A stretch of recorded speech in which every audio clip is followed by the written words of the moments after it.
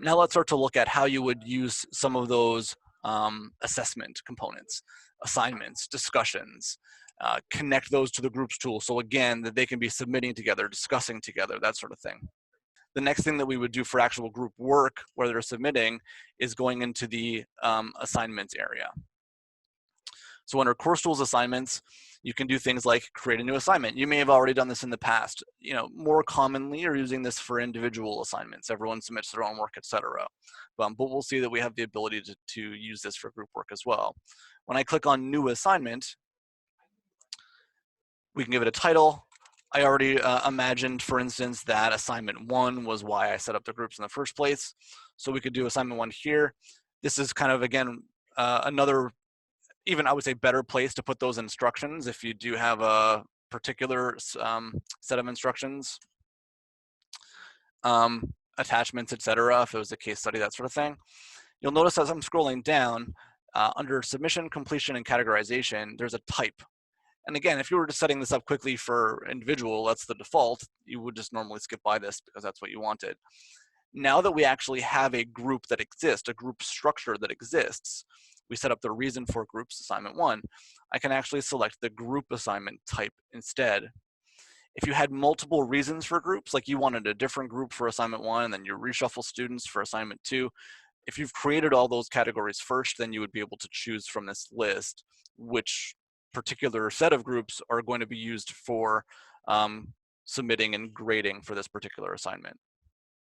So we would choose group, we would choose the category that lines up, and then we have a few other options. We have options like if you were going to be accepting files from students, then you would leave it on file submission. Sometimes though, like students might actually be doing their work elsewhere. So I could never probably provide every example that you might imagine, but if you're teaching some sort of software, if you're teaching something that is online, students as a group are making a website, they're not really uploading a file to you, right? They might instead like link you to where their online work exists. What you could do then is you could select text submission here.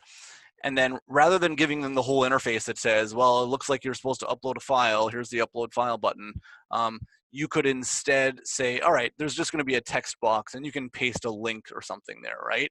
Or you could just type your answers to a particular worksheet rather than upload a version of the worksheet.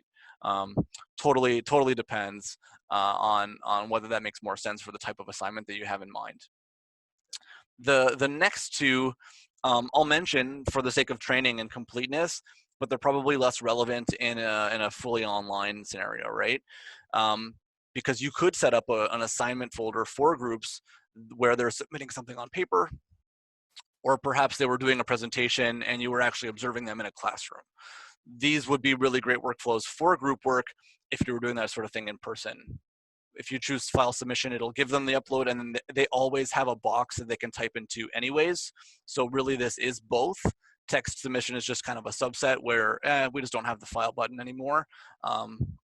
And then both of these don't have anything where they can type or upload files. This assignment tool, now that I've selected group category here, is smart enough to know that at the moment I've got 3 groups. Even if I created a 4th group, this assignment folder is still smart enough to now expect a 4th different group file uploaded, right? So it creates that on the fly for students. So I'll leave it as file submission.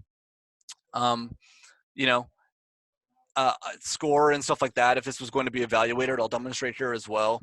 So let's say I'm giving the groups a score out of 10, and if I didn't already have a grade item, I would expect that you do. I could always really quickly create a new grade item here so that it can actually communicates to the grades tool. So we'll say this is assignment 1 out of 10.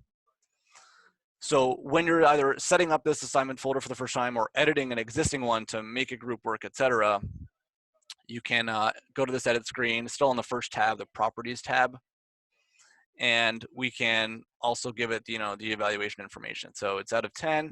I'm connecting it to this assignment folder. So when I click save and close, I've created an assignment folder. by definition now, it cares about groups, meaning groups submit together, groups become graded together, they see feedback together. At a glance, I can tell that those things have been enabled because there's this icon with the silhouettes of multiple people next to it. When I hover over that, it confirms that this is a group activity. And I know that it's graded and connected to a grade item because I've got this little ribbon here.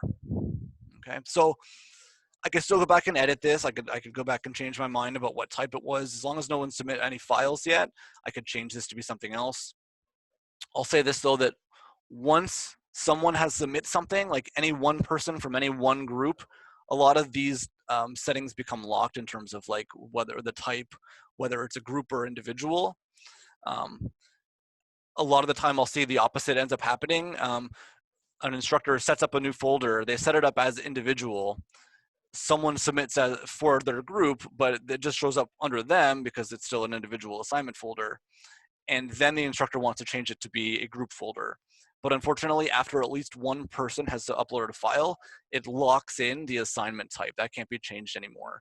So if it's just one person, then sometimes I recommend that they just create a new one that's group and just ask that one student to submit again. If it's too late and everyone's already submit, then unfortunately, you kind of locked yourself out of the really nice workflows for actually grading as a group and providing feedback as a group.